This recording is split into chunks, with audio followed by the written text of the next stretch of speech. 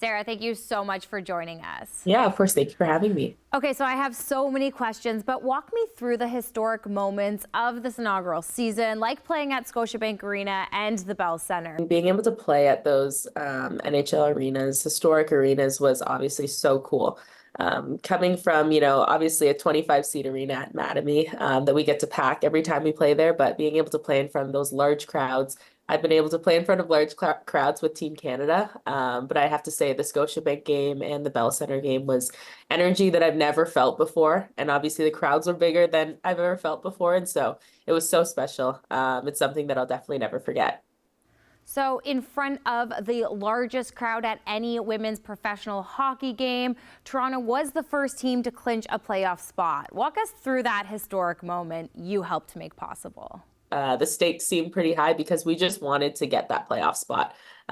Just so that, we had that reassurance, but also we wanted to beat Montreal, and being able to go in overtime on with Renata Fast and Emma Malte, they definitely did their jobs and were able to just get me the puck in open ice. And I mean, I've shot on Anne Renee Desbiens like thousands of times at this point. And that's definitely one of the spots that I like to pick. And she knows that too. So I think it was a pretty cool moment. The crowd was pretty silenced in there. It wasn't a huge roar that we probably would have gotten Scotiabank, but it was an amazing moment knowing that we had clinched that playoff spot and got the win.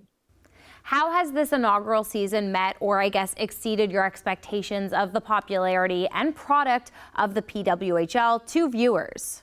Going into the season, I was hopefully optimistic, and I feel like I've said this so many times, but I knew that the response was going to be good. It was going to be an exciting time, the first time this was happening for women's hockey, but every single expectation I had has been exceeded and consistently blown away. The fact that, our season tickets sold out, and then our season tickets sold out, and all of our games sold out, and then you start selling out these big NHL arenas, and then you see the viewership and the broadcast numbers.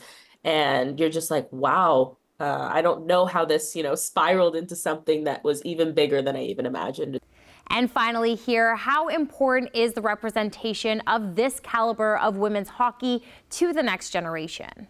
Seeing the passion that, our fans have is like something I've never seen before. Whether it's meeting us by the bus or by the hotel, at the practice rink, at the game rink, like they're always there. They'll show up at the game rink before I do, like 3 hours before the game. And so that shows that passion and that dedication, and being able to be visible, inspirations for the next generation of girls and boys. I was watching like Sports Center the other day, and, seeing women's sports highlights is something that I never saw when I would watch, those shows in the morning when I was growing up. And now young girls and boys, they just think it's normal. They see, NHL, NBA, and then they see PWHL, they see WNBA, women's basketball, whatever it is. And so I think that that's pretty awesome, because growing up, it was not normal for me. And, seeing those ads and those clips are like really special. And not that I don't want to make it special, but I just want to make it normal for the next generation. Thank you so much, Sarah. We can't wait to see what you have in store for playoffs.